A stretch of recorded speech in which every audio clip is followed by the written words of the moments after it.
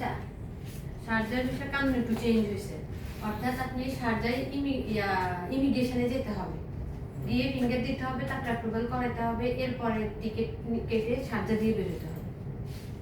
Sharjah দিয়ে বাড়িতে আগে হয়তো কি শারজা এয়ারপোর্ট ইমিগ্রেশনে ফিঙ্গার দিয়ে বেরিয়ে যেতে পারতেন, এখন হচ্ছে কি ইমিগ্রেশনে যাবেন, ফিঙ্গার দিবেন, ছবি তুলবেন, তারপর ওখান থেকে অ্যাপ্লিকেশন নিয়ে বের হবে। শারজা যাইতে হবে, শারজা ইমিগ্রেশন, দুবাইটা দুবাই ইমিগ্রেশন, শারজা ইমিগ্রেশন, আবুধাবিটা আসোনা।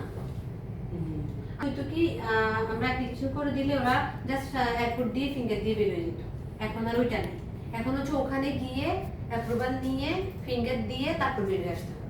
3 থেকে 4 দিন টাইম থাকে, টাইমের ভিতরে সিঙ্গেল টিকিট কেটে যে ভিসা দিয়ে জায়গা সেই এয়ারপোর্ট দিয়ে বেরিয়ে যেতে হবে।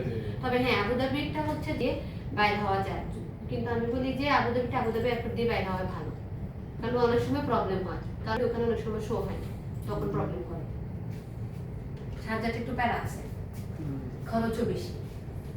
শারজা যদি আপনি এভারেজ, এখানে আমাদের আবুধাবিতে fix price, Sharjah Dubai fix price না, আপনার ফাইনের উপরে পার্সেন্টেজটা আসে, ফাইন কত হাজার ওটার উপরে পার্সেন্টেজ শারজা দুবাই আসে।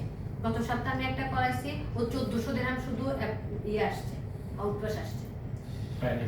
হ্যাঁ, অ্যাপ্লিকেশন বাদে ফাইনের এগেইনস্ট একটা পার্সেন্টেজ ধরে শারজা দুবাই, কিন্তু আবুধাবি ধরে না। আবুধাবি যত টাকাই ফাইন হোক ফিক্স প্রাইস,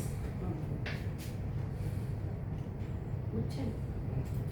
আর এর মধ্যেও আবার কিছু থাকে, ওখানে কোনো মানুষ থাকে, অ্যাড থাকে, এরা আপনাকে সাথে দেখার জন্য 3-4 দিন ঘুরতেছেন, ওই ঢুকতেই পারতেছেন না, ওকে নিয়ে সময় শেষ, টাইমই নেই, পরিচিত কারোর রেফারেন্স থাকলে সে ঢুকাই দিল, এরকম।